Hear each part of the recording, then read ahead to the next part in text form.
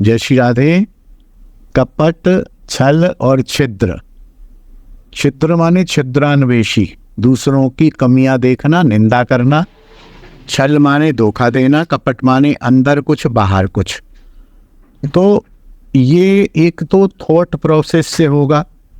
कोशिश करें कि जो अंदर हो वो बाहर हो हमारे, या अंदर वाली बात हम नहीं कह सकते तो वहाँ से हट जाएं, दूर हो जाएं। छल माने छल ना करें किसी से, और छिद्र माने किसी का दोष ना देखें। तो ये कैसे हो? तो कैसे के लिए फिर हमको थोड़ा पीछे जाना पड़ेगा कि अन्न दोष ना हो, संग दोष ना हो और स्थान दोष ना हो।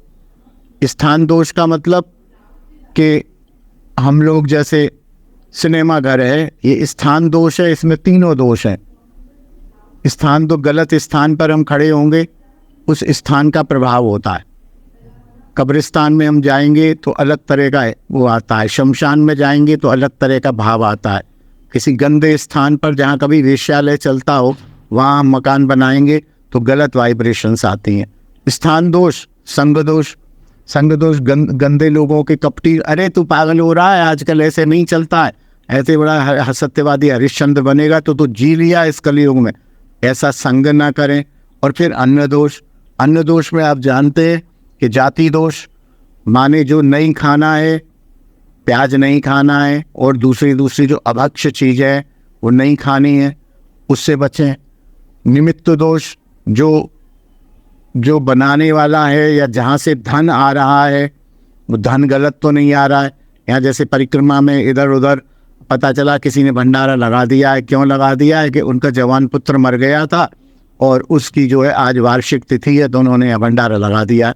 अब आप जवान पुत्र के मरने का जो है भोजन खा रहे हैं वहाँ पर, तो ये निमित्त दोष हो गया। निमित्त क्या है इस भोजन का? आज ठाकुर जी की जन्माष्टमी है और हमने ठाकुर जी को भोग लगाया है, बांट रहे हैं, ये तो हो गया प्रसाद।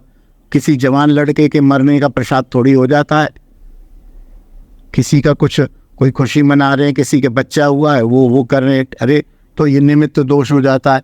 आश्रय दोष, जैसे बनाने वाला शुद्ध है, अशुद्ध है, हिंदू है, मुसलमान है, नहाया है, नहीं नहाया है, वो टॉयलेट जाके हाथ भी धोता है कि नहीं धोता है, पैर धोता है कि नहीं धोता है।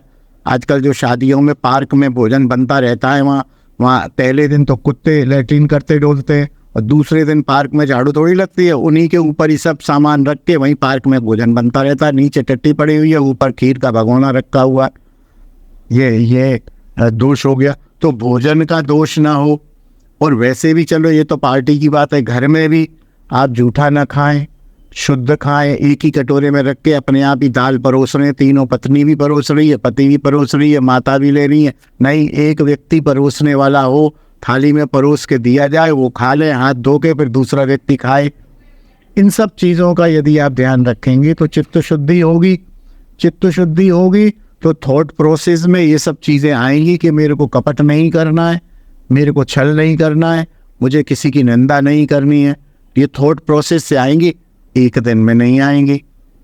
क्या एक दिन में आप जो बच्चों को पढ़ाते हैं, एक दिन में एक क्लास चढ़ा देते हैं? 1 साल लगता है, और किसी कोर्स में तो 3-3, 4-4 साल लगते हैं। तो 3 साल तक लगे रहिए, इन कोशिशों को करते रहिए, चित्त शुद्ध हो जाएगा और छल कपट से आप दूर हो जाएंगे। इसमें क्या दिक्कत है? बहुत सरल सी बात है। तो समझ आनी चाहिए, पहले दिमाग में समझ आनी चाहिए। दिमाग में मुझे लगता है आपकी समझ आ जाएगी, और दिमाग में समझ आ गई तो उस पर एक्शन शुरू हो गया। एक्शन शुरू हो गया तो धीरे धीरे एक ही दिन में मत करिए सब, एक दिन में करेंगे तो परेशान हो जाएंगे। धीरे धीरे अपने भोजन को सुधारते आइए, धीरे धीरे अपने विचारों को सुधारते आइए, धीरे धीरे इस झूठे खाने को बंद करिए। धीरे धीरे सब ठीक कर लेंगे तो सब ठीक हो जाएगा। जय श्री राधे, जय निताई।